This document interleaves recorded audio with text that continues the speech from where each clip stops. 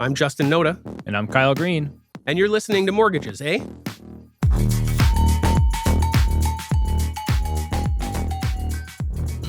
Welcome to Mortgages A. I'm Justin Noda and my co-host Kyle Green. And we're here to talk about all things mortgage brokering related in the Canadian mortgage industry.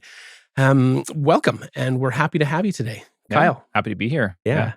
This is our first one. It is. Yes, it's exciting. It's a long time coming. Yeah. A long time discussed. Kyle and I have known each other for... I've been trying to recruit you for a couple of years, It was Justin. a while. Yeah, for sure. We were going on that dating scene, and I'm just like, hey, you want to go for coffee maybe, and you kept declining and it's true, pretending like it was better over there. But we both know the grass is greener. It was. I was gonna end up. That's true. The grass is definitely greener over with Kyle Green. That is for sure. But yeah, so we've been working together hand in hand for probably about 2 years now, almost 2 years. I think 2 years in March. Yeah, and we decided to get this podcast going for a number of different reasons. I know for me, one of the main reasons that I kind of wanted to get going is just to have a place where we can educate, where we can inform people, not only from a base level, like the new agents, but also the more experienced agents, to have them have a place where they can come and learn from someone such as yourself. And then the new levels or the intermediate levels where they have someone where they can come and learn from someone like myself I've been in this mortgage industry for just as long as you have. We've taken a much, much different path that we'll definitely dive into more. But our different paths, I think, are kind of what make us strong. Yeah, absolutely. I think we both have something different perspective on everything, right? So yeah, it's honestly really exciting. We've been brainstorming this whole podcast thing for months and months and months, and it's nice to just finally start to do it. And yeah, let's get to it. I really want to dive into one of the things I always find interesting is the story of how why somebody got into the brokering industry, and then also after they got into the industry, why they stayed in it. Why did you stay in mortgage brokering, you crazy, So what's your story, Justin? I mean, you've told me a little bit of it, but I'd actually like to deep dive into that a little bit more. Sure, and I'd love to stick to your "why are you still in it" situation, because it's becoming more and more prominent in that conversation, especially when you're interviewing new agents. That's one of the stories that they ask, right? They want to know, how come you're here and why are you still in it? Because it's horror stories here and horror stories there, but it's always comes down to service for me.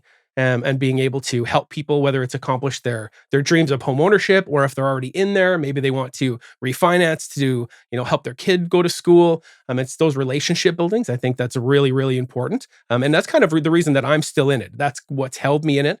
My mother-in-law was a broker owner, one of the first women owners of a Mortgage Center Canada franchise in Western Canada. She opened it in 1991 and then ran it successfully until she eventually brought her daughter, my wife, in 2005. And then she roped me in 2006 because there was a boom that was happening in Calgary. So the oil boom was going on and money was flying everywhere and oil was never going to go down. And Fort McMurray was, $700,000 houses that were $150,000 the year before. Right? It was a crazy time and she needed the help. So she brought me in. And a year and a half after I got licensed, I ended up owning that franchise. And for me, it was too soon. How old were you? 27. You owned a brokerage at 27. I did. So, and I didn't have... What a failure that must have been. It was a failure. Well, I'm working with you now, so I think that speaks to where I was able to take that on my own. Yeah. And I think that's one of the biggest things is that I learned what not to do.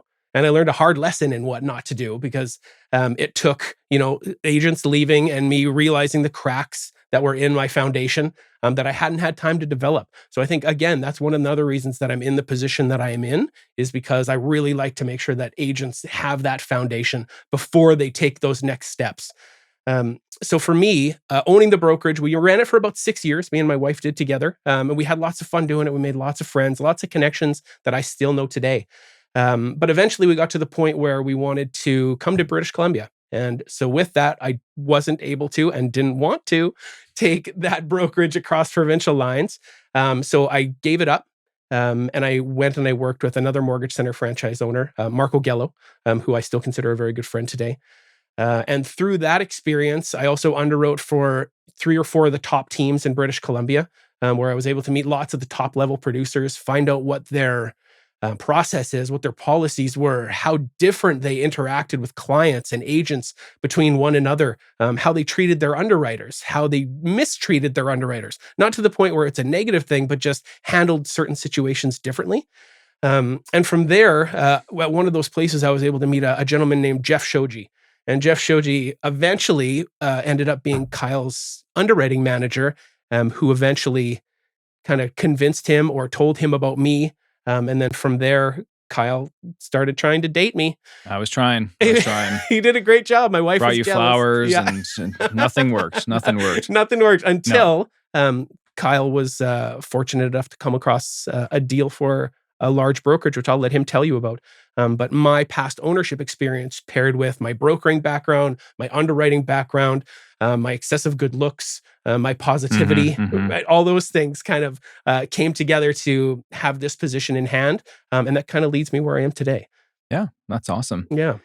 It's interesting as you're talking about things. Two interesting points I'm very interested in understanding a little bit better too.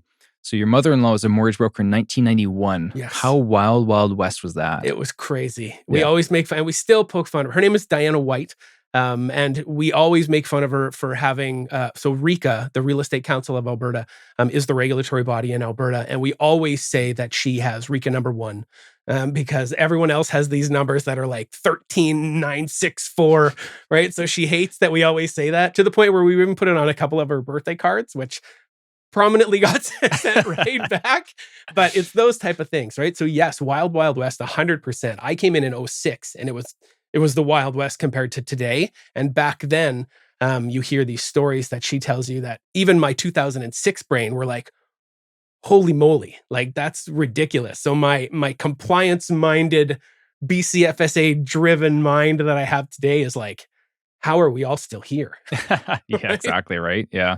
Way back then, I mean, I don't think there were any A lenders in the channel back then. I think it's all private lending. Yeah. So you only went to a broker if you couldn't get a mortgage through a bank. That's exactly right. And then I think it was in the mid 90s. That's when you saw some of the trust companies come into the channel. I think that's when eventually, for those that remember, first line mortgages came in, I think in the mid to late 90s. Yep. Which we'll get into. And I'm sure we're going to talk about first line. First line always comes up. Yeah. You know, very different. I think the evolution of the mortgage broker has changed a lot. And I think it took some time before clients started to accept that a mortgage broker could be the first phone call, not the last phone call, right? That's exactly right. Yeah. And I think especially the older demographic still believes, hey, I think you should be going to the bank first, right? And actually, on that note, one of the things that I've learned as a broker is when you're dealing with a customer and your customer is getting a large gift from family, from parents, I always like to make sure that I ask the customer, are your parents going to be a key decision maker in this process or not? Would you like for us to get on a phone call together to discuss the mortgage terms? Because one of the things that you learn as a mortgage broker is to make sure you have all of the decision makers involved in the process. If you're talking to just the husband or just the wife, and the other person's the decision maker, and you haven't built the relationship with the decision maker, then you might be wasting a bunch of time with the wrong person, you know? And with the parents, especially 10, 15 years ago when we were newer in the business, the number of deals that I lost because the parents were pulling the strings in the background saying, oh, you got to talk to my banker though. If only you could have gotten on a phone call or in a meeting with the parents involved in the process and like, this guy is actually pretty professional, you know, because they're in their mind, the mortgage broker is the person that you go to if you can't get financing, especially if you're dealing with like a personal friend of yours. It's like, so the parents are thinking, okay, so you want to use your buddy from high school who's 22 years old. The image in their head is just not what they want their kids, the process they want their kids to be going through to make the most important purchase of their whole life, right? Yeah. So I think it's really important, and a note is to always ensure that you're involving the decision makers in the process. And if you notice there's a big gift coming from family, get the family involved. There's a good chance. And maybe the kids don't want the family involved. It's like, no, they're not part of the decision making. They're just giving me the money. Must be nice, by the way. Right? That's exactly right. Yeah, but something to look into. Another thing I wanted to kind of dive into too, because our paths are different, Justin, I've been my own, cowboy, and we'll get into my story in a bit, but I've been my own, doing my own thing for years and years now. But you've worked with a couple of some of the top brokerages in the country, and what it's interesting to me that there is no one best way of doing it. Like if you talk about like the system and approach and a process that different companies have, I'm always surprised to find out that although there's a lot of similarities and a lot of obvious best practices, there's a lot of the art and the way of getting a deal done when you build a team. There's so many different approaches to it. And I'm kind of curious what some of the things that you've noticed and some of the key differences that you noticed there, because you worked in a couple of different big companies. Like, what were some of the biggest things that you noticed that were different? So for me, I would probably say the way the underwriting, because when I did work at them, I was under an underwriter status.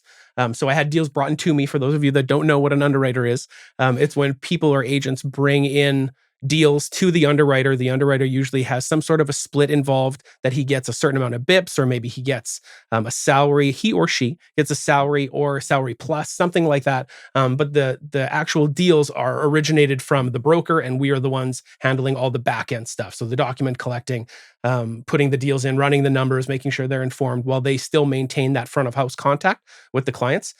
So that was kind of the biggest thing that I've come across, is the fact that as far back as I went, there was a couple of the brokerages that I was with didn't really have anything set up. It was more of a, here's Justin, he's an underwriter, figure it out. Right. So, and it was, nice. So you might dealing with a gentleman named Chris, for example, who came up and he just throws you the deal and says, do it. And then you'll have Mary who comes up and she says, okay, well, here's the documents. I want to be involved at this point. You better keep me involved at this point. Here, I'm going to text you all hours of the night and day. And so the other way that we were doing it with another one that I was with is it was very process driven. So it was very, someone brings this in, underwriter takes it from here, goes to this stage. At this stage, there's a notification that goes out to the client and to the broker, and the broker does this. It was very, very segmented in regards to who does what and where. So I found that that's kind of the biggest things that I had to deal with, is learning how to manage expectations, not only from the client side, because as I said in that first stop, there were some clients and lenders brokers out there who did want nothing to do with client contact or underwriting. They just wanted me to take it from start to finish. And at that time, because there was no processes involved, it was something that you did. So learning how to do that, learning how to manage clients, learning how to manage brokers is definitely a less efficient way to do it. And I know you as a broker and a broker owner, because I've had time with you and your team, are very, very process driven. You guys have lots of processes in place to make sure everyone knows what to do at the exact right time. And in my opinion, that's a much easier way, because you can always go back and see where you are. Right? There's not someone coming in and asking 100 questions that you should have been answered way back when. You know exactly where it is. And I think we're going to be getting into a little bit of your processes and procedures, maybe not on this episode, but coming down the pipe. Is that? Oh yeah, is for that sure. Something awesome? Oh, definitely. I think it would be, and I'm actually thinking that what we might want to do in the future, Justin, is have a little segment where we actually have a couple of the different approaches and different guests on our pod here to talk about what their process is, and then we can kind of compare the differences and look at the pros and cons. Because most top brokers will also acknowledge, here's our system and here's what works really well for us, but also there are some flaws with this type of approach. As an example, I've gone all the way from having one person take the deal all the way through to having up to four different people touch the file. Yeah. And you can imagine there's different pros and cons to each of those, right? So I don't want to go too deep into that, because we're going to save that for later. Yeah, it's a secret. Yeah. So yeah, we'll obviously talk about that, but I think that the different systems and approaches is a really important key, and it depends on how you build your team, how big you want to build your team, because different approaches work better for different sizes of teams too, right? Yeah. So yeah. Absolutely. I wanted to key on something that you said before, when you were talking about the differences that an old school broker, like pre-99 sort of had to deal with, and being that B-level broker. You did mention that that image of that 22-year-old broker who is your high school friend. This was Kyle, just so everybody knows. And yes, I have pictures of Kyle as a 22-year-old right out of the course broker running and gunning. So I kind of wanted to examine that a little bit. If you wanted to kind of elaborate on how you got in this industry and what keeps you involved in it, I think that's something that would be an interesting point to touch on. Yeah. Well, my story is that while I was in college, so I wasn't a very good student in school. I was one of those kids that teachers really hated because I would just do whatever was required to get, the C minus was the bar in many 65 is cases. past Yep. too, Yeah, right? exactly right. But what I found is depending on the course and the teacher, I would if I applied myself, I'd be really good at it and do well. And usually, math and English were the two things. And I actually think that in our line of work, communicating math in an easy and effective way is probably one of the most important keys to our business. You don't have to be a math nerd to know how to be in this business and be successful. Communication is probably more important, but to be able to communicate math items and help people make decisions is really key. But long story short, didn't really know what I wanted to do in high school. I think I was bouncing around between maybe being like a engineer and making cars. That would be pretty cool. At one point, I was thinking maybe an electrician because one guy came up to me and said, "Look at my paycheck." I'm like, "Wow!" And how long did you go to school for? Not that long. Nice. I like that. Yeah. Fast track, But I was working at Tim Hortons, and I very quickly became a supervisor at Tim Hortons when I was like 16 or whatever. It's kind of interesting managing people that are 55 years old at the age of 16. I'll tell you, man, that's a weird feeling. We're not quite that gapped. Yeah. There's a little gap, but not that much. No, exactly, right? Not that much of a gap, yeah. You don't have any gray hairs, Justin. Not that I can see anyways. And some of the people had only gray hairs that I was managing. So yeah, very different. I like it. But one of the interesting things was when I was working there in high school and then eventually going to college, and I was going to Douglas College. So, grades weren't good enough to go right to university. And I guess my plan was go to college for 2 years, get the grades up, and then eventually get a university transfer. But I was focusing mostly on business management at the time. So I thought, I really like managing people. Let's focus on the business management part. And I remember I had a teacher that said, you know what it was? It wasn't that I had a teacher that said this. I remember asking the teacher, like, so just because I know how to manage people, that's not going to like get me a better job at the company. He's like, well, no, it's just going to help you move up the ranks faster. Like, okay, well, maybe I should just go into just business in general. And I remember having a teacher who, he was my accounting 201 teacher. And I was asking him after class one day, we're just chatting about a couple of things. And I guess it came up what his brother does. And his brother had a Porsche and a yacht and all those fancy things that when you're 19 years old, actually 18 years old, you want, right? 43 years old. Yeah, exactly. Yeah. Let's be clear. Yeah, exactly. Exactly. And so I was thinking, I kind of want a Porsche and I kind of want a yacht. That'd be cool. So I asked him what his brother did, and his brother's a stockbroker. Ding, ding, ding. Kyle Green's going to become a stockbroker, So I started applying to all these financial services companies and the Edward Jones of the world, et cetera. Nobody called me back. Yeah. How could they not call Kyle Green back? 18-year-old Kyle Green, very different than, 30, 35-year-old Kyle Green, I guess. So nobody really called me back, but I did right when I turned 19, I did get a job at Westminster Savings Credit Union as a teller there. And I lasted there for 5 months. I couldn't do it, Justin. I couldn't do it. I bet. The union environment just sucks the life out of you. The very first day on the job, it's like, so what do you do when you're not busy? Like, surf the net. I'm like, for real? I was used to I was taking a full class load and I was working 32 hours a week at Tim Hortons. Like I was, burning the candle at every single end, and then you go to the credit union and it's like, oh, just chill. Not to mention I started looking at the pay scale, and it's not based on skill level. It's based on seniority and looking at how long it's going to take for me to move up the ranks. I'm like, no, this is not for me. Yeah. I'm going to jump into something different. So a friend of mine and I were talking, and we're chatting over MSN Messenger. Am I dating myself? Not at MSN all. Messenger, Not you at all. you know, I still you think know. that's pretty good. Yeah. So Better than ICQ anyways, there you right? go. Yeah. Now we're really dating ourselves.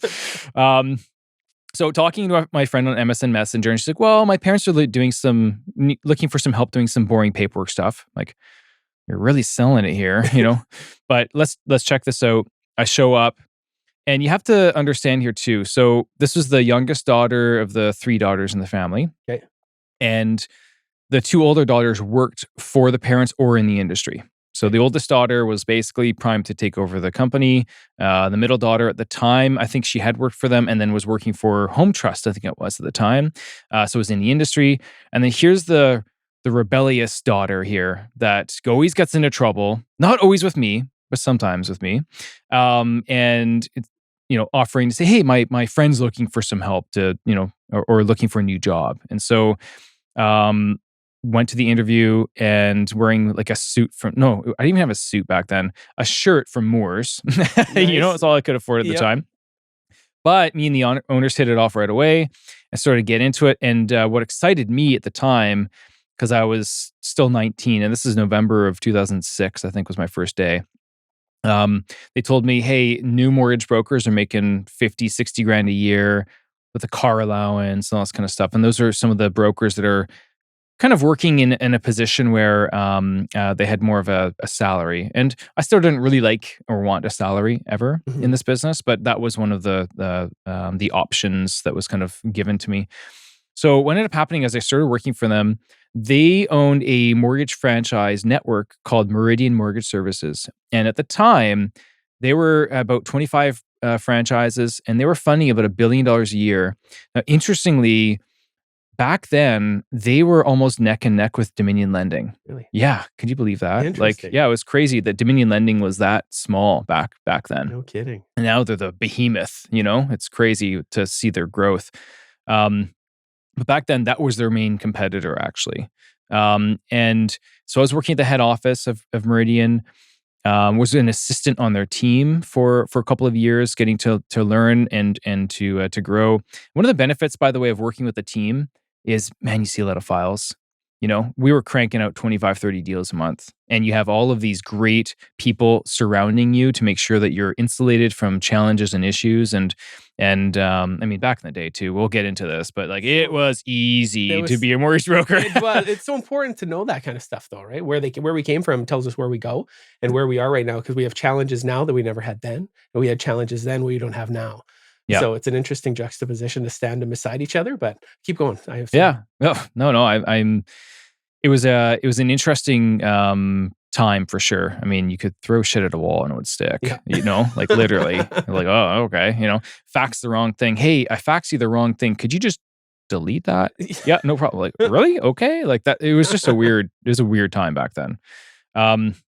So what ended up happening is working for their team for a couple of years. In 2008, I got introduced to a guy named Ozzy Durock here in Vancouver. And the reason we got introduced was that Ozzy was a owner of one of the 25 franchises. Okay. And so Ozzy Durock had a real estate group, and they would meet every month, the first Monday of every month or whatever.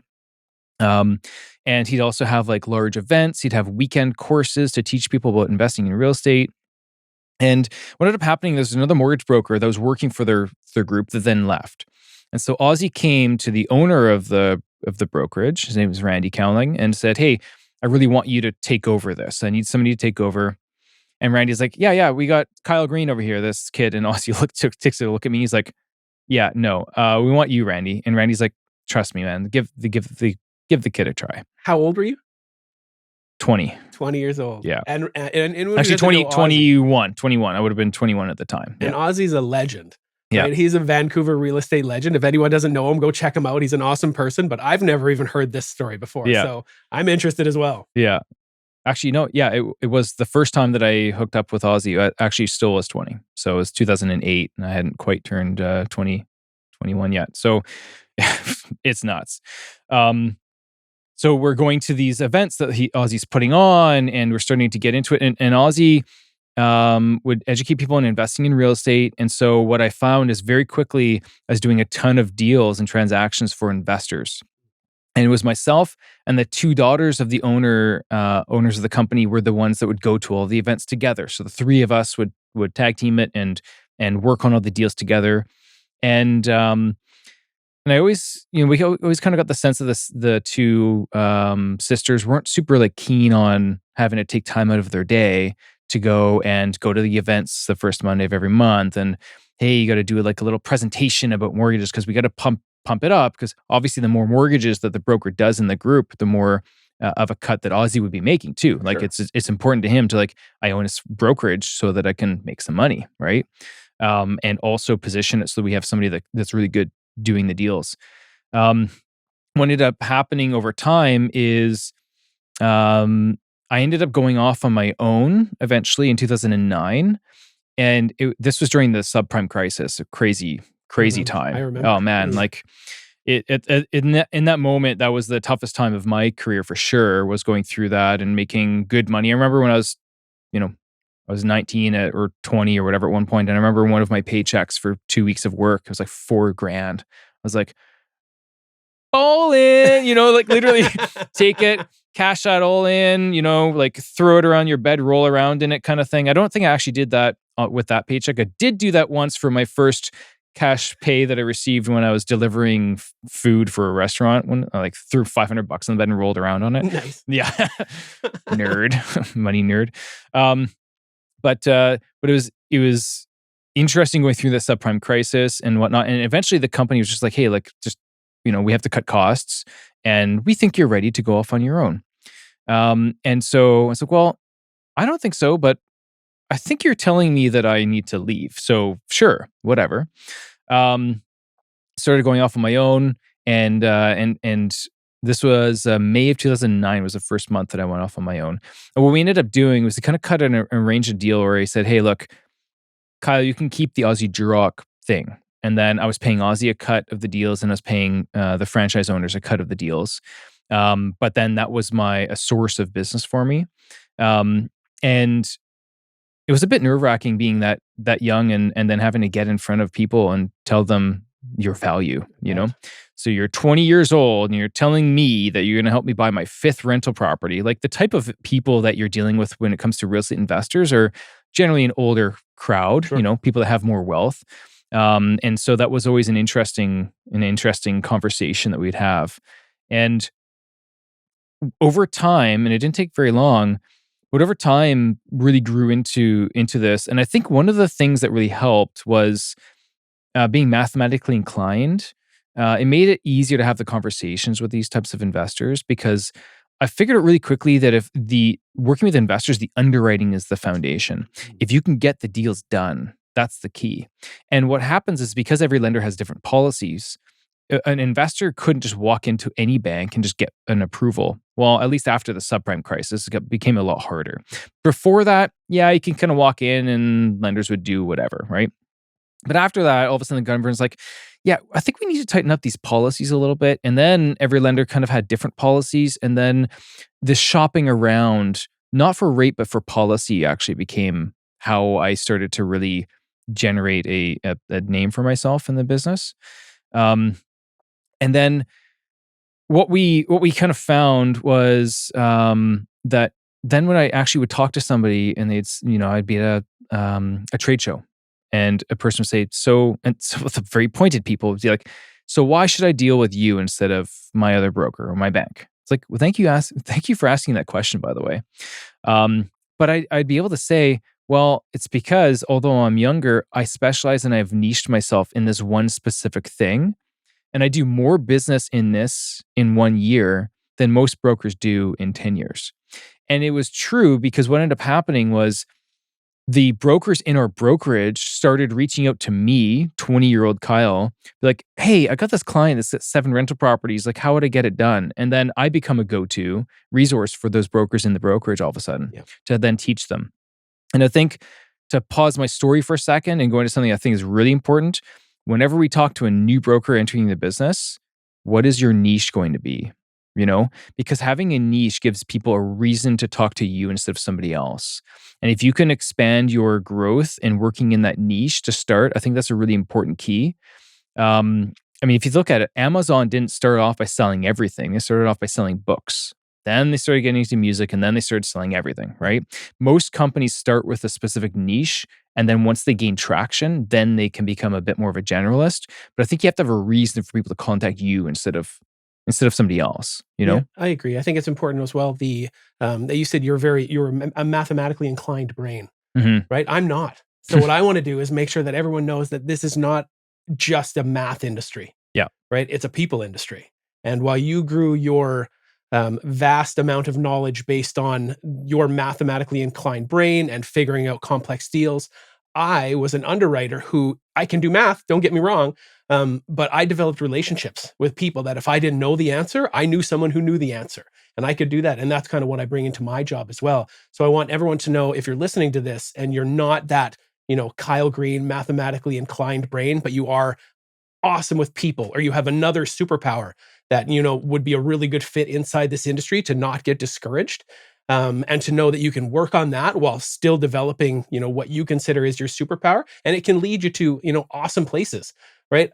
Kyle took a completely different role, and he's the owner of the franchise and he owns this, and I took more of a supplementary role and a complementary role, and we still ended up together, and we're still sitting at this same table having an awesome conversation about people who are going to join the industry or have joined the industry, and what they may or may not be good at. So I just wanted to tag that in as well. Totally. Yeah. No, that's a very good point. I think a lot of people assume that in order to be a mortgage broker, you have to be good with math. Yeah. And you don't. No. It helps, but you don't. The number one thing is being good with people, being a good communicator. I think that the math part is an ancillary thing to add on. If you can be good at communicating math, that's good. But also, I've always thought too that in school, they focus so much on the complicated stuff. Like by the time that I was in grade 12, I was learning how to divide infinity by infinity. How many classes do you think I attended when I was learning how to divide infinity by infinity? And right? how many classes did you learn how to manage your credit? Yeah, zero. Exactly. Zero. None. In fact, I was good at math, and I was tutoring math when I was in high school. And I was teaching math 10 essentials or math 11 essentials. And it's like, calculate this car loan, calculate these foundational items that are actually valuable and useful. It's like, why didn't we learn this stuff? Yeah. Like why am I learning how to divide infinity by infinity instead of learning how to do this? Yeah. That doesn't make any sense, It's like every time you ask a math teacher, why am I learning this? Oh, because you're going to need it next year. Okay, we'll need it next year. It's like, yeah, I don't think so. Especially in today's world, there's a lot of calculators that exist. You punch in a couple of numbers, and now with AI, obviously, it's like even further. So but fast too. It's crazy. So, yeah. So, getting into it and really starting to flourish. Funny story. So I started getting into public speaking, and that's actually been one of my primary marketing channels is doing the public speaking aspect of things. And there was one trade show. So this is my second trade show I'm doing with Aussie Duroc now. Okay. I think this is late 2008 or early 2009. Can't remember now. And I've got the trade show. The last one was good. Got like 15 leads out of it or whatever. The people that were adventurous enough to walk up to the booth and trust this 20-year-old kid got some leads out of it. But the next one, Ozzy comes up to me at around lunchtime. He's like, Kyle, the other mortgage broker didn't show up. I'm like, oh, shit. And he said, I'm going to need you to speak at 1:30. I'm like, you're going to, what? Speak at 1:30? He's like, yeah. So, okay, I don't have any material. I don't have a PowerPoint. I have nothing. He said, yeah, it's okay. Just come into the lunchroom. We're wolfing down sandwiches, talking with our mouths full about like, what questions we want me to ask you, And like, okay, ask me this. It's like, okay, let's do a FAQ style. So we just got up there and we did an FAQ style. Okay, so before I go into the room, Justin, I open up the door and I peek in. There's 600 people in the audience, and I'm getting in there to do a presentation with no material at the age of 20 or 21 years old. There's more people than days you've been in the mortgage industry. You can do math, Justin. But I'm also making you laugh. It's that people thing that comes right back, right? So. You got it. So we do it. And there's a lineup of people that come to the front and are following me back to my booth. Ozzy's like shooing me away. It's like, God, get out of here. The next speaker's got to go. And so I'm like, everybody come back to my booth, and a lineup of people. I get mobbed at my booth. I'm just like shooting fish in a barrel all of a sudden, lead wise. I probably get 4 times more leads. Not to mention the quality of the lead. When somebody sees you up on stage talking about something, you're an authority. Yeah. Somebody like Ozzy Jurock is trusting you to get in front of that group of people.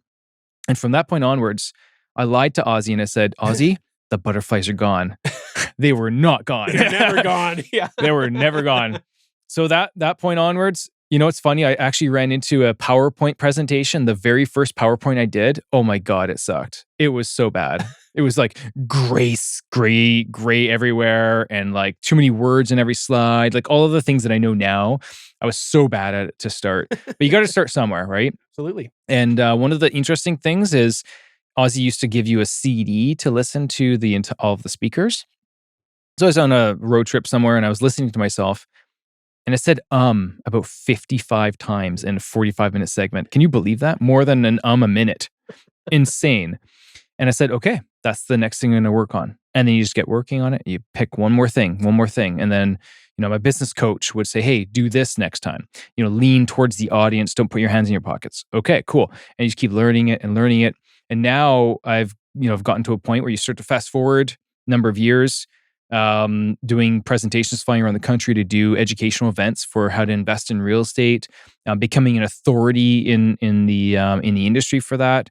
One of a very small handful of brokers that does that kind of volume with real estate investors, and putting together training and courses and spreadsheets and all of these tools for investors, but really trying to own that specific space. Probably 80% of my clients are real estate investors. And I think that one of the things that we really focused on was the underwriting component. If you can get the deals done, then clients will keep coming back to you. And then it's repeat customers over and over and over again. But the underwriting required for those clients is tough. A lot of them are self-employed. A lot of them don't have the income needed to service, every property. And we'll get into this when we talk about rental properties, but generally speaking, every rental property is a net negative on your application, not a net positive. And investors don't get that, So educating them and showing them how to tweak their portfolio, always having these things that allow you to get the next deal done. And next thing you know, you fast forward a number of years. I've built a team.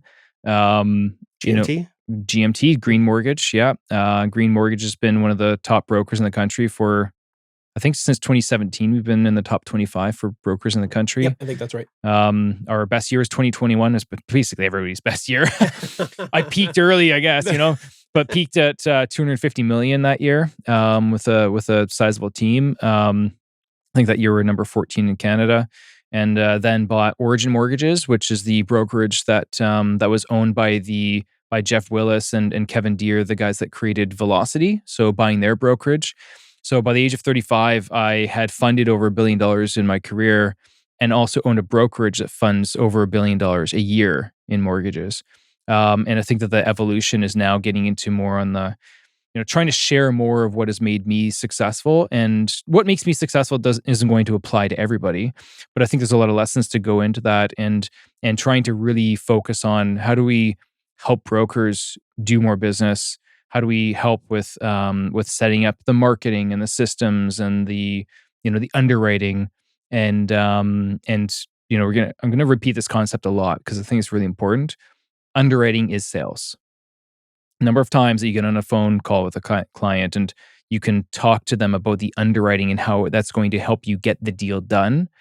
At the end of the day, the customer wants the deal to get done. And I think that if you can use the underwriting knowledge, not only with the lenders in the broker channel, but one of the things we focused on is understanding what the lenders outside the broker channel do. We know all of the CIBC, RBC, BMO policies inside and out. Because if a customer says, oh, I'm going to talk to BMO too, we've been able to actually underwrite that and say, you know what? Go to BMO. Like, don't send me your documents. It looks like it's going to be a better fit there. You should just go directly there. Save us a ton of time. Client with 8 rental properties, we don't have to process all that information. And so I think that's really key. And I think coming back to it, to wrap up my story, an interesting thing that that came up was, I think, a couple of years into me being a mortgage broker, I was asked, "So Kyle, why do you like it?" "Oh, like this and this." He's like, "No, no, no, but like why? Why?" Um, and I think the key for me was that from a young age, I always like people, money, and numbers. And what better business to be in than being a mortgage broker? People, money, and numbers. Yeah. That's literally what it is. And it starts with the people. The money, of course, if you're a driven person, you can make as much money as you're worth in this business. And just dealing with money. It's not even the fact that I like having money. It's just that I like dealing with money. Wanting to be a stock trader or when I was younger.